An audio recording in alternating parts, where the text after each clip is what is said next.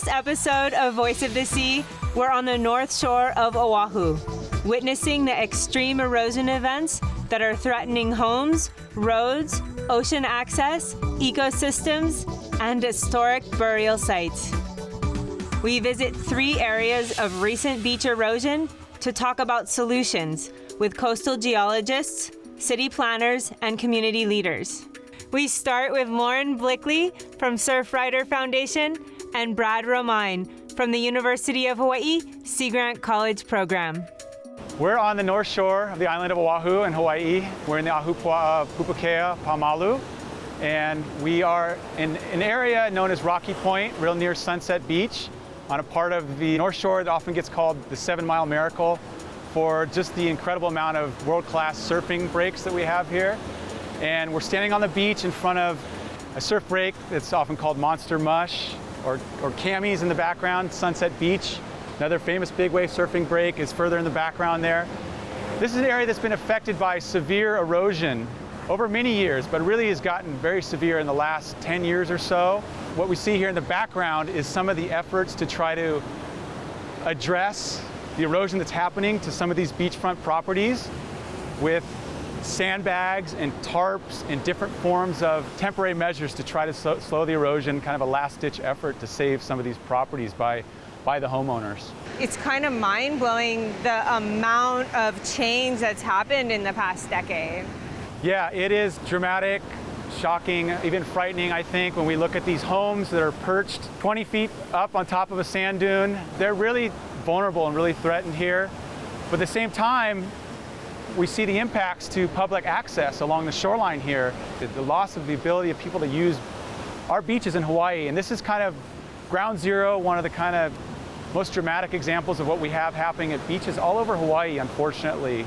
The beaches in Hawaii are protected very carefully by state law at a number of different levels, including our state constitution on down through our state Coastal Zone Management Act, and then other state laws that protect the conservation district. I'm a coastal geologist by education, so in that work I study beaches, beach processes, how they change, how the sand moves around, how the waves and winds drive the sand moving around on the beaches. I've been studying this area for over 15 years, beginning with my graduate studies, where we looked at aerial photographs and did actual surveys on the beach and documented how these beaches have changed over the long term, looking at old aerial photographs and maps, and then over the shorter term using survey equipment to see how the beach is changing on a seasonal basis. And what we find is that there's a number of really complicated things going on here. From a geologist perspective, beaches are among the most dynamic and variable, changing environments that we see in the world. And what we find, actually looking statewide, is that about 70% of our beaches have this overall long-term landward movement of the shoreline. Chronic shoreline erosion, we call that.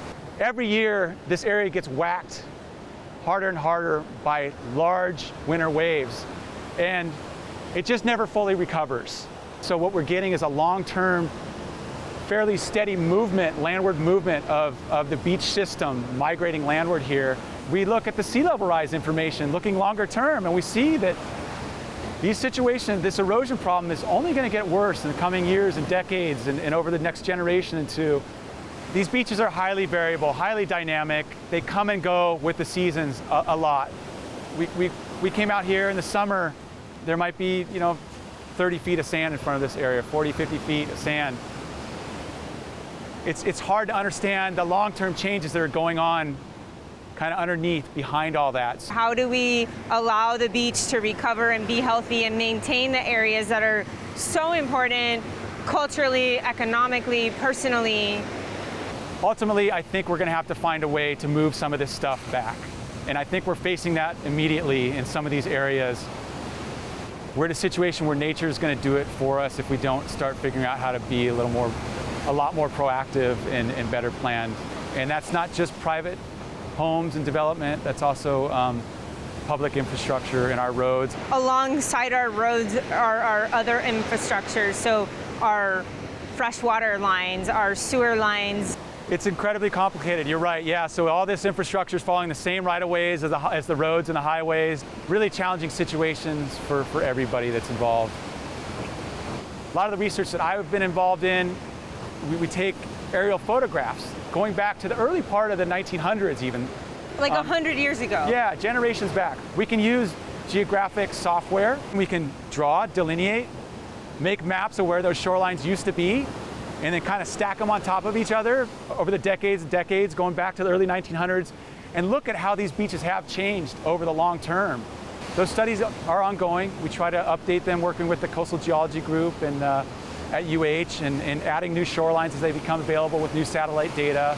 We need to keep doing the science, but we have to start the planning now. We know this is going to be an ongoing and a worsening situation, and we need to start addressing it and increasing the planning and working with the community to figure out what the priorities are going to be for the next generation. 2017, the state of Hawaii, working closely with University of Hawaiʻi researchers, completed a statewide sea level rise vulnerability and adaptation report.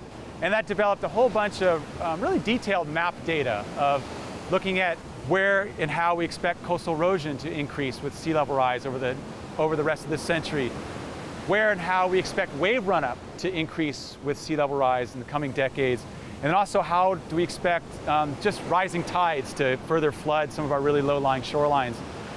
And that data was put together and developed this overall map area called the sea level rise exposure area.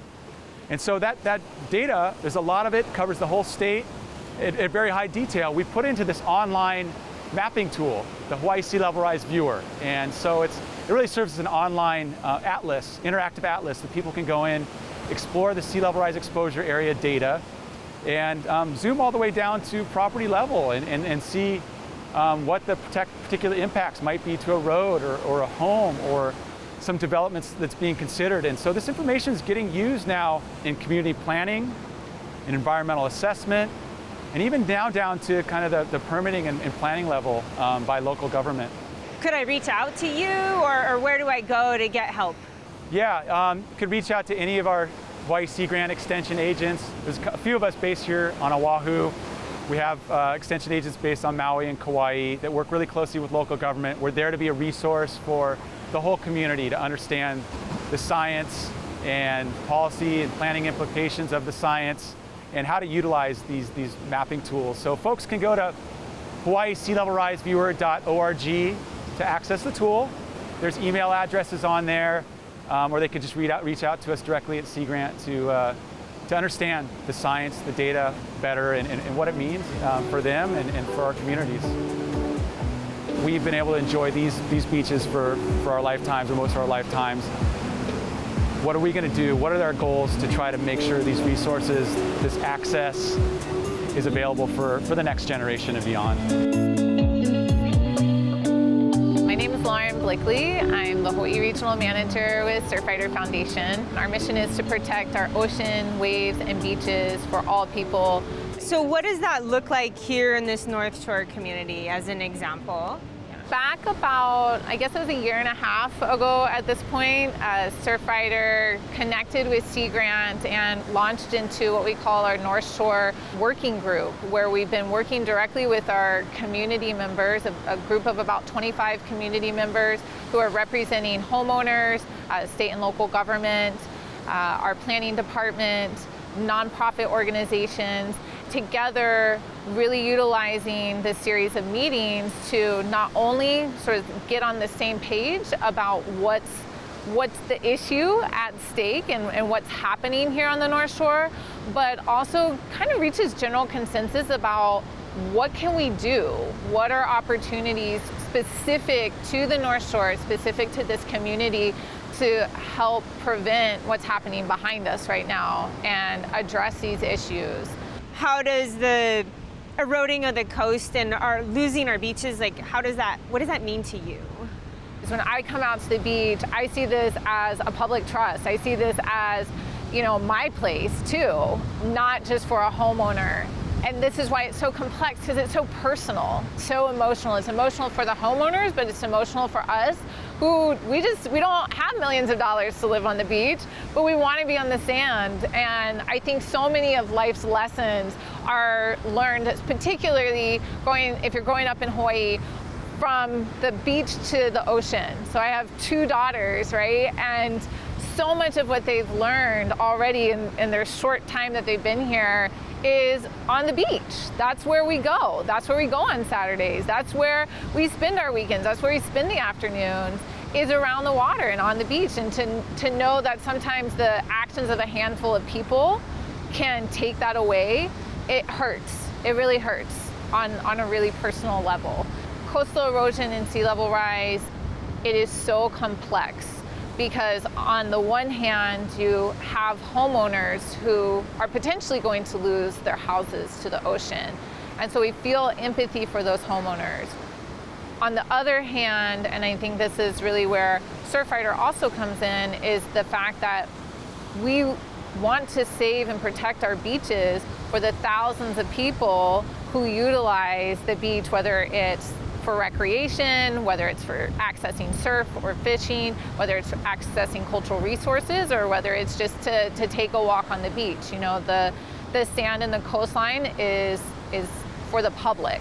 And we strongly at Surfrider believe that we need to preserve that for the public. And that's where it gets into this really hard situation of what do we do? What are the options, and what are the options that will kind of fit the needs for every stakeholder that's involved? So I appreciate working with Surfrider and Sea Grant because it feels like we're starting to chip away and make a difference at something that can really seem insurmountable. I think that we have some real opportunities, but I think that we have to really have these hard conversations now. And I think I get choked up because I just think of 10, 20 years down the line, you know, are my girls gonna have a beach? Are they gonna be able to access the resources that we're able to access? That's what keeps me going and keeps the volunteers who are connected with Surfrider going every day.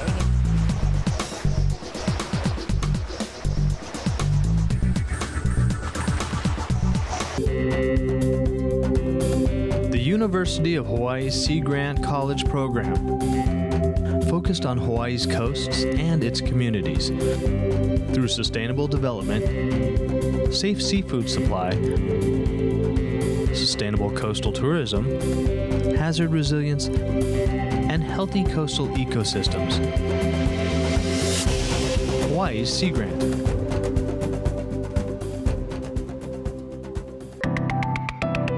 You're watching Voice of the Sea.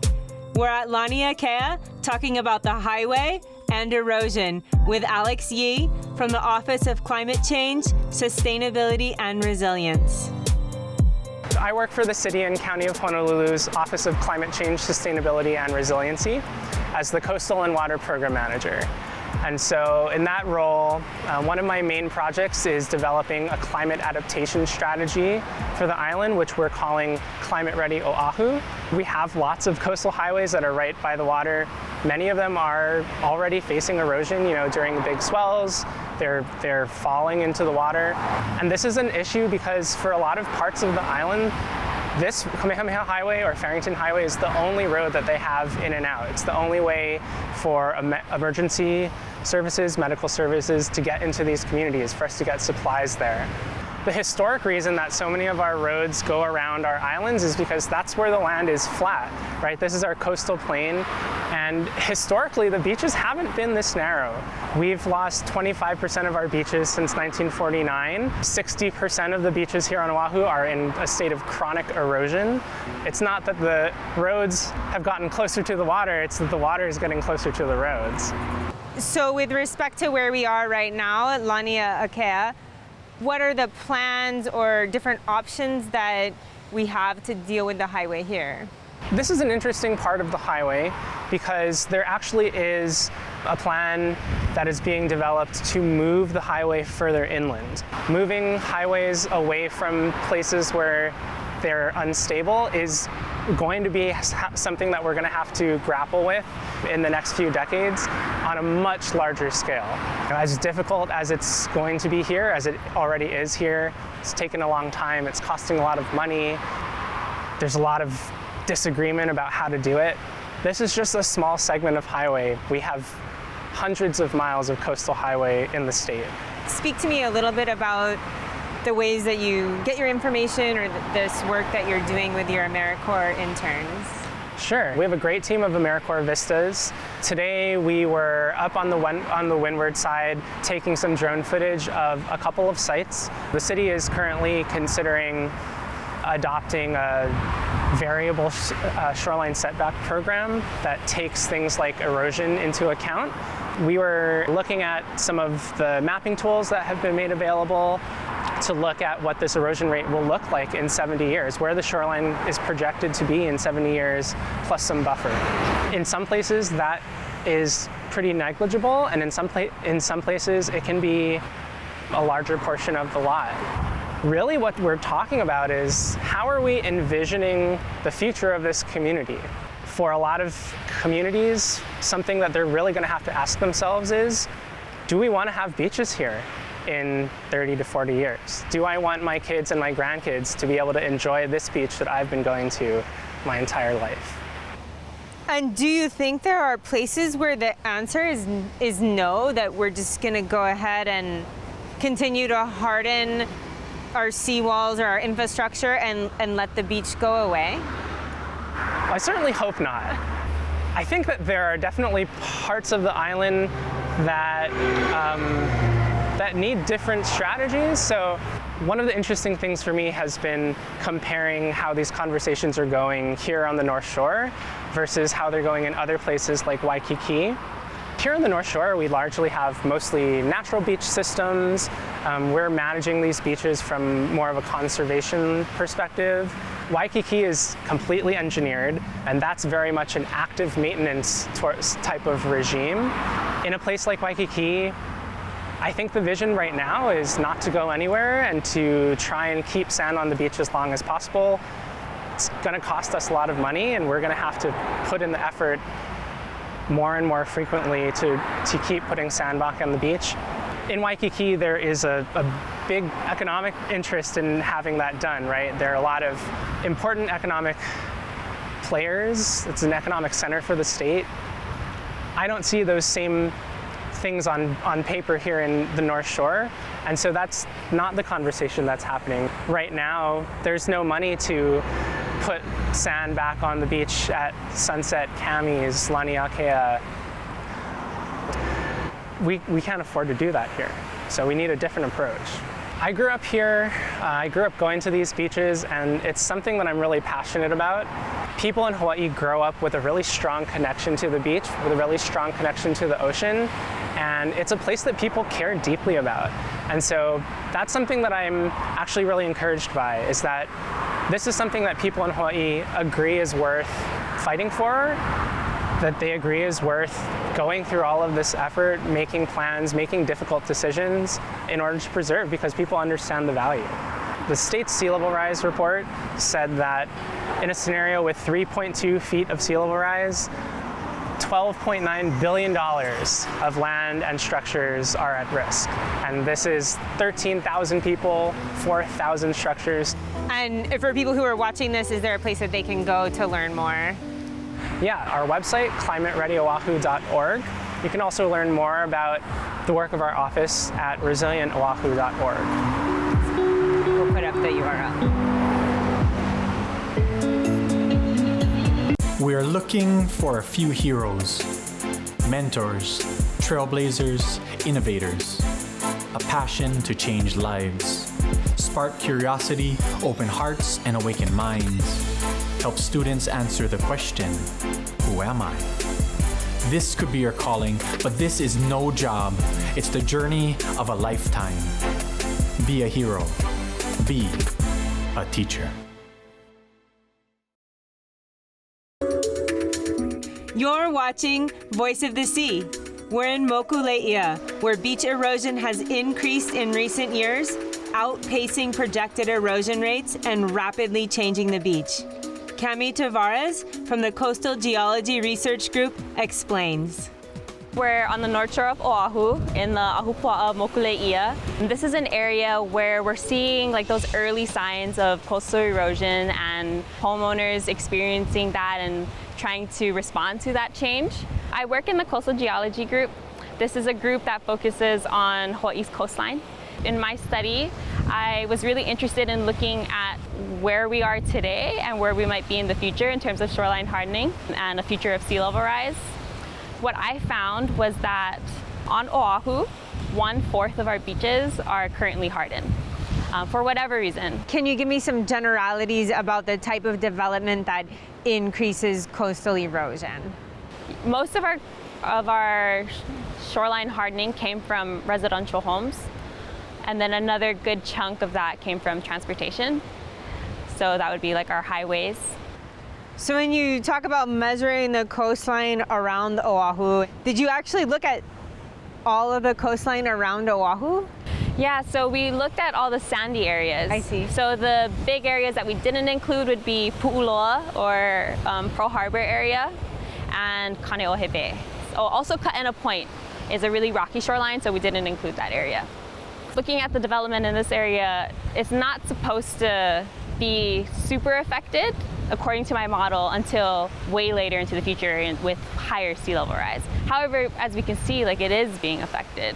Do you have hypotheses or ideas about why erosion's happening more quickly? One big thing that we recognized with our model was that we weren't accounting for flanking. So flanking is a process of when there is a hard structure, erosion will accelerate in the neighboring properties. And so that'll cause the next property to want to harden their shoreline, and then it's a chain reaction after that. We can't account for that because we can't assume that those people are going to harden their shoreline, but that's kind of what's taking place. It's not just the people who are here that's affected, there's a way bigger community that's affected. It's the ecosystem, you know, we have sand crabs, we have monk seals, sea turtles, they're endangered, and they also require spaces like our sandy beaches. There are certain fishes that their patterns are affected by sand movement. If a place was known to have this fish and then that fish disappeared after things changed in that area, that's like an important thing to know.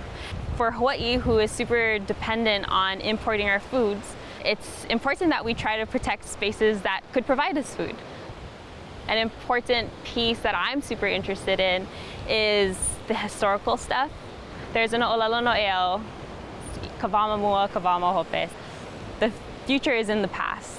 I think it's really important that we look at the people who were displaced from areas with the coastal development that has happened over time, because those people have really important knowledge of the space, and that knowledge can inform our decisions of what we can do to bring out abundance in a place. The bones of our ancestors are often buried in the berms and like in our beaches.